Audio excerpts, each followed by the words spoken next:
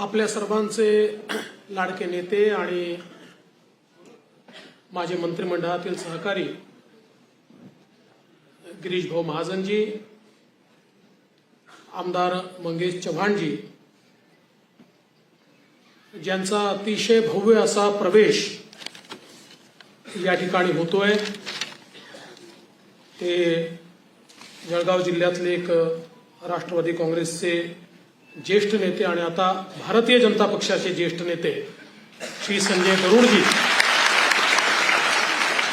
विलास राजपूतजी, माधव चव्हाण, स्नेहदीप गरुड, आमचे गोविंद शेठ, नवलसिंग पाटील, तुकाराम दादा, अमित देशमुख, चंदू बाविस्कर, अमृत खलसे, रामेश्वर पाटील, डॉक्टर बाजीराव पाटील, जितेंद्र पाटील, शैलेश पाटील, श्री पांढरे, श्री सागर जैन, डॉक्टर बोंडे, मंचावरील सर्व मान्यवर आणि या ठिकाणी या सभागृहात आणि सभागृहाच्या बाहेर मोठ्या प्रमाणात उपस्थित असलेल्या सर्व माझ्या भगिनी आणि बंधूंनो, आत्ताच गिरीश भाऊ असं म्हणाले की आपल्याला मोठा मेळावा घ्यायचा आहे, कारण खरा पिक्चर जामनेरला आपल्याला पाहायला मिळणार आहे, हा ट्रेलर आहे. खरं म्हणजे गिरीश भाऊ, आजचा कार्यक्रमच आगळा वेगळा आहे, कारण आतापर्यंत तुमचा सिनेमा सुरू होता हम आपके है कौन, आणि आता तुमचा सिनेमा झाला हम साथ साथ है. आता हा सिनेमा चालू द्या, बदलण्याची आवश्यकता नाहीये. पण मला अतिशय आनंद आहे की संजय नानांसारखा अतिशय जमिनीशी जोडलेला नेता, वर्षानुवर्ष जनसामान्यांमध्ये काम करत, ज्यांनी एक मजबूत कार्यकर्त्यांची, जनतेची फळी उभी केली आणि आमच्या गिरीश भाऊंना सातत्याने झुंजवत ठेवलं, असे संजय नाना आज भारतीय जनता पक्षामध्ये आपल्या सगळ्यांच्या सहित प्रवेश करतायत. मी सर्वप्रथम संजय नानांचं अतिशय मनापासून अभिनंदन करतो, स्वागत करतो आणि त्यांच्यासोबत या सभागृहात जे आहेत त्यांचा, सभागृहाच्या बाहेर आहेत त्यांचा देखील भारतीय जनता पक्षात प्रवेश झाला असं या ठिकाणी घोषित करतो. आता गिरीश भाऊ, संजय नाना आल्यामुळे तुम्ही गरुड झेप घेणार आहे. आतापर्यंत तुम्ही हवेत उडतच होतात, पण आता गरुड सोबत आल्यामुळे गरुड झेप आहे तुमची. आणि मला विश्वास आहे माझ्याकरता याकरता ही आनंदाची गोष्ट आहे. तसे गिरीश भाऊ महाराष्ट्रात वेळ देतच होते, पण आमच्या सगळ्या या कामकाजामध्ये कधी गिरीश भाऊंना पक्ष बंगालला पाठवायचा, कधी अजून कुठे राजस्थानला पाठवायचा, कधी अजून तिसऱ्या ठिकाणी पाठवायचा, कुठेही आंदोलन झालं की गिरीश भाऊ त्या ठिकाणी हजर. त्यामुळे आता तर गिरीश भाऊ हे देखील सांगू शकणार नाही की मला मतदारसंघात जायचं आहे, निवडणूक पाहायची आहे, कारण तुम्ही सगळे आता इतक्या खंबीरपणे पाठीशी आहात की आता गिरीश भाऊंच्या मागे 2-4 कामं अजून लावून देतो. आपल्या राज्याच्या उपयोगाकरता, राज्याच्या आपल्या विकासाकरता गिरीश भाऊंना आपल्याला निश्चितपणे अधिकचं काम देता येईल. मी तर असं म्हणेन की आज तुम्ही एक नवीन जामनेर पॅटर्न तयार केला की ज्याच्यामध्ये वर्षानुवर्ष एकमेकाच्या विरोधात लढणारे, राहणारे असे 2 नेते एकत्रित येऊन कार्यकर्त्यांच्या, समाजाच्या, पक्षाच्या, राज्याच्या आणि देशाच्या हिताकरता एकत्रित येऊ शकतात. हा एक अतिशय उत्तम अशा प्रकारचा पॅटर्न आज तुम्ही या ठिकाणी आणला. आणि मी एकच गोष्ट संजय नाना तुम्हाला एवढंच सांगू इच्छितो की तुम्ही जो निर्णय घेतलेला आहे, काळ या निर्णयाची ज्यावेळेस परीक्षा घेईल त्यावेळी निश्चितपणे तुम्हाला आणि सगळ्या कार्यकर्त्यांना हे लक्षात येईल, आम्ही उत्तम निर्णय घेतला, आम्ही योग्य निर्णय घेतला आणि आमचा निर्णय हा हिताचा निर्णय ठरला, हा विश्वास मी तुम्हाला या निमित्ताने देऊ इच्छितो. आज आपण पाहतोय आपल्या देशामध्ये माननीय प्रधानमंत्री नरेंद्र मोदीजी यांच्या नेतृत्वामध्ये ज्या प्रकारचं परिवर्तन आपल्याला होताना दिसतंय. जगाचे लोक आश्चर्यचकित होतात ज्यावेळेस ते बघतात की 10 वर्षामध्ये या देशातले 25 कोटी लोक जे गरिबी रेषेच्या आत होते ते गरिबी रेषेच्या वर आले.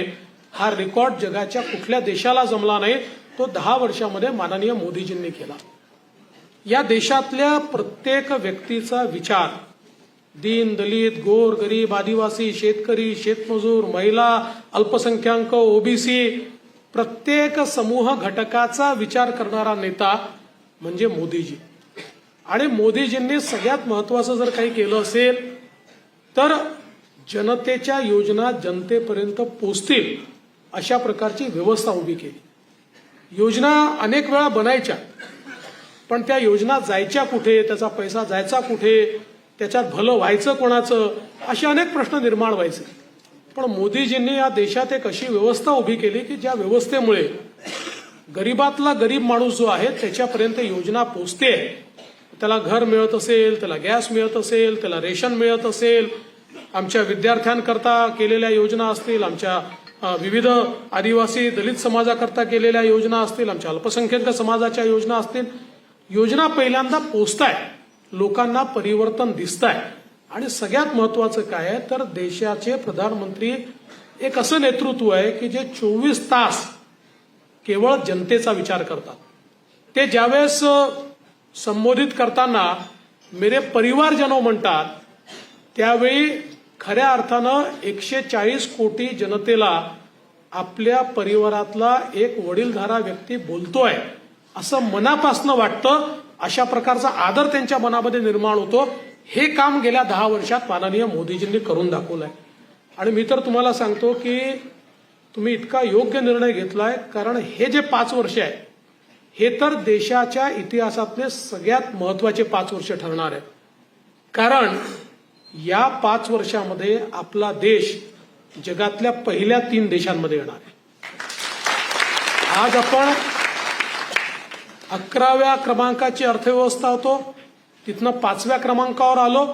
पुढच्या 3 ते 4 वर्षामध्ये आम्ही 3ऱ्या क्रमांकावर येऊ आणि त्याच्या पुढच्या 3 ते 4 वर्षामध्ये आम्ही 2ऱ्या क्रमांकावर येऊ.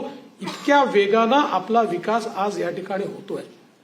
आणि ज्यावेळेस अर्थव्यवस्था मोठी होते याचा अर्थ काय आहे?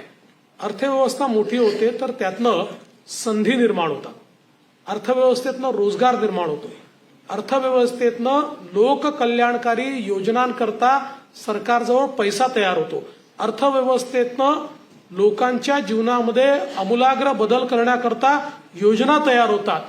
अर्थव्यवस्था ज्यावेळेस मोठी होते त्यावेळी गरीबातल्या गरीब माणसाच्या खिशात 2 पैसे टाकता येतील अशा प्रकारची व्यवस्था ही सरकारला तयार करता येते.